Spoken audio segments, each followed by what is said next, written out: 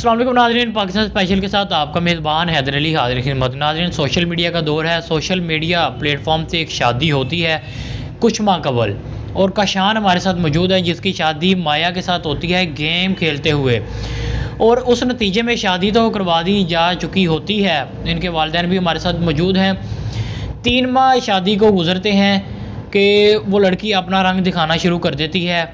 उसका असर ये हुआ कि काशान की बहन को लेकर वो फ़रार हो चुकी। इनके वालिद साहब का ये कहना है कि वो एक गिरोह था, उसकी कोई एक एजेंट थी, वो आई, उसने अपना काम किया, शादी वगैरह की, और मेरी बेटी को लेके वो चली गई। आखिर इतना आसानी से वो किस तरह लेके चली गई इनकी बेटी को, और साथ ये कहते हैं ज़ेवरात भी लेके चली गई, कुछ सामान भी लेके चली गई। ये सारी हकीकत इन्हीं से पूछते हैं। अस्सलाम वालेकुम।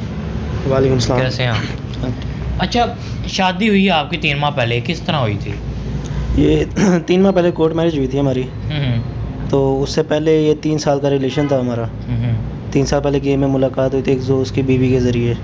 तो साथ गेम खेलते थे उस टाइम, फिर आपस में बातचीत शुरू हो गई। कुछ 1-2 माह बाद नंबर वगैरह एक्सचेंज हुए। उसने अपने बारे में बताना शुरू कर दिया कि उसका नाम माया खान है, माया अली नाम है उसका, डेरा इस्माइल खान की रिहायशी है। और उसके माँ बाप के बारे में बताना शुरू कर दिया कि उसके माँ बाप का उसके साथ सलूक कैसा है। अपने भाइयों के बारे में बताना शुरू कर दिया, बाप का करैक्टर, माँ का करैक्टर, कि बाप उसका याश आदमी है, माँ उसकी का करैक्टर ठीक नहीं है, उसका भाई उसके नशे करता है। और ये सब बताया तो हर किसी इमोशनल अटैचमेंट हो गई। तो उसके 2-3 माह बाद उसने इज़हार मोहब्बत कर दिया। उस टाइम मेरी उम्र 16 साल थी, उसकी 18 साल थी। तो मैंने उससे उस टाइम बताया कि फ़िलहाल मैं शादी वगैरह नहीं कर सकता, क्योंकि अभी मैं अपने पाँव पे खड़ा नहीं हूँ, मैं भी स्टडीज़ कर रहा हूँ। उस टाइम मैं फर्स्ट ईयर में था।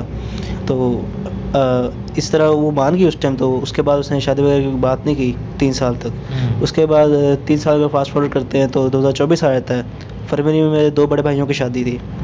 तो मैंने उसको शादी वगैरह ऑनलाइन वीडियो कॉल पे दिखाई। तो उसके 15 दिन बाद उसने ये कहना शुरू कर दिया कि उसके वालिदैन उसका सौदा कर रहे हैं, उसको बेच रहे हैं। तो क्या बताती थी कि मेरे माँ मुझे अपनी माँ के फूफो के बेटे से बेचना चाह रही है, और मेरा बाप मुझे पठानों में बेचना चाह रहा है। जिस पे उसने ये कहा कि अगर तो तुम चाहते हो कि मैं तुम्हारे साथ रहूँ, मैं भी ये चाहती हूँ कि मैं तुम्हारे साथ रहूँ, तो तुम मुझे आके यहाँ से ले जाओ, डेरा इस्माइल खान से। जिस पे मैं ज़रा शौक वगैरह हो गया।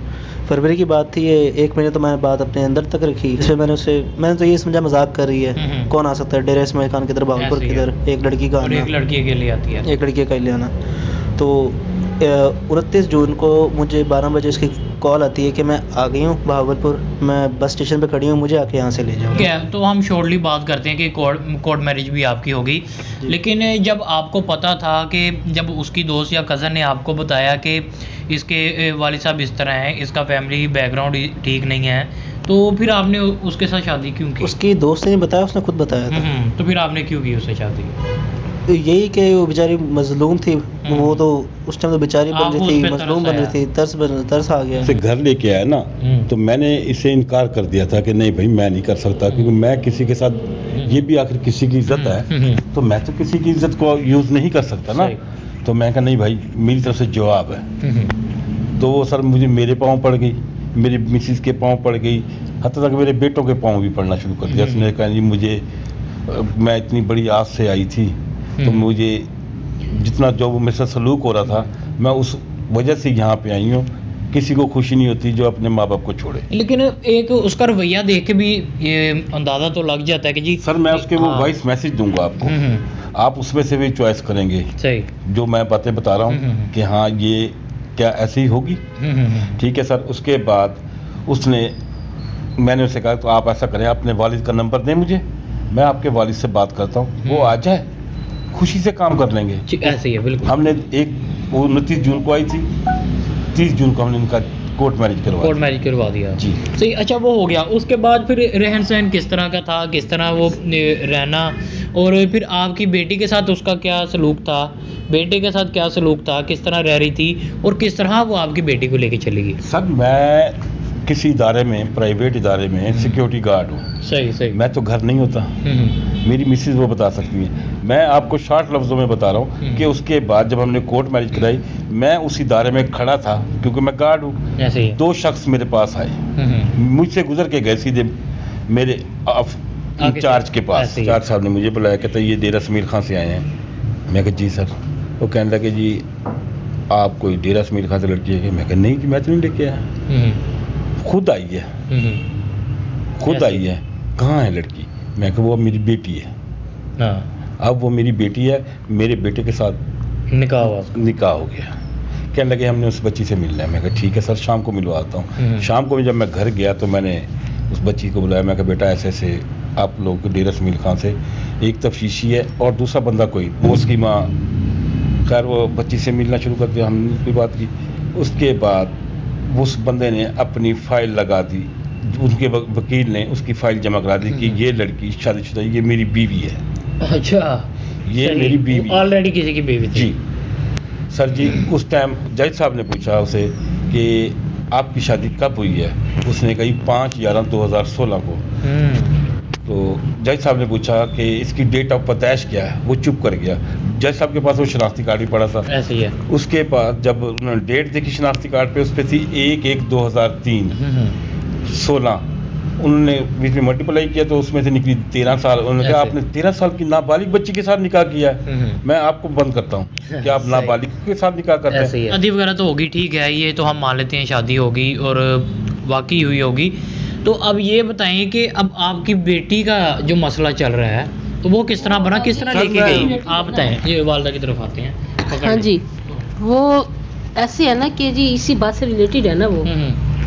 उसने घर पे हमारे मतलब हम पे भी, हमारे घर पे भी अच्छा खासा कब्जा कर लिया, समझे कि अपने अखलाक से हमें अपना उसने वो गर्विदा कर दिया। ऐसे ही है। वो हमारे कहे बगैर हमारे काम करती थी, हमें उससे कोई शिकायत नहीं थी, ना मेरे बेटे को, ना मुझे, ना मेरे मियाँ को।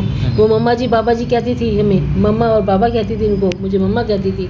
और हम भी उस पर जांच रखते थे, माया बेटा कि जी इसने हमारी वजह से अपने माँ बाप को छोड़ा है, हमारे बेटे के पीछे आई है, उसने अपने बयान भी हमारे हक में दिया है। अगर वो बयान ना देती उस दिन तो हमने सबको तो बंद कर देना। ऐसे होना था ना, हमें इस पर एतबार कर लिया। उसने इस एतबार का नाजायज़ फ़ायदा उठाना शुरू कर दिया।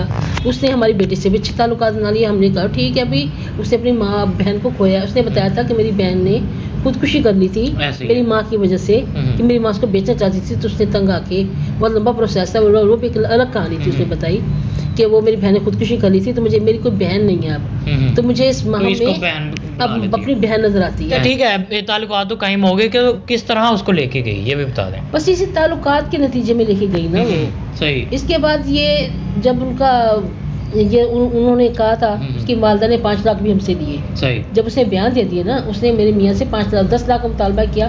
5 लाख पे बात तय हो गई।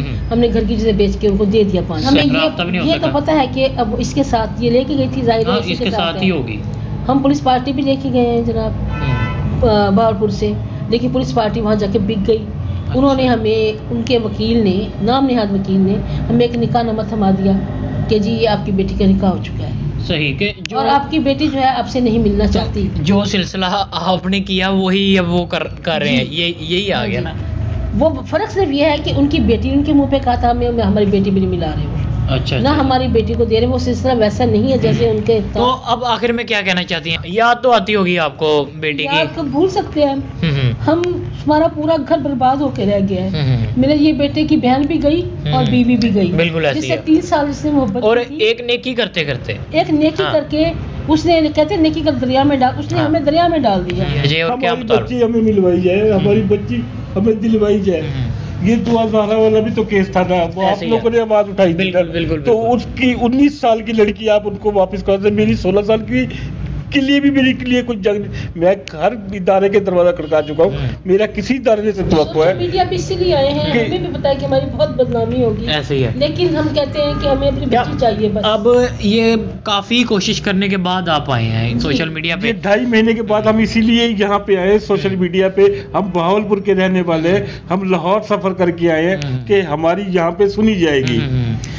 जी तो नाज़रीन, काशान की आपने स्टोरी सुनी है कि वो भी अफसुर्दा, जाहिर सी बात है, बैठा हुआ है और उसके वालिदैन भी अफसुर्दा हैं। तो उसका निकाह किस तरह करवाया गया, हुआ किस तरह हुआ और आगे किस तरह कार्रवाई डाली गई, और आगे ही जो कहानी इसके साथ चली वो आगे जाके उन्होंने चला दी।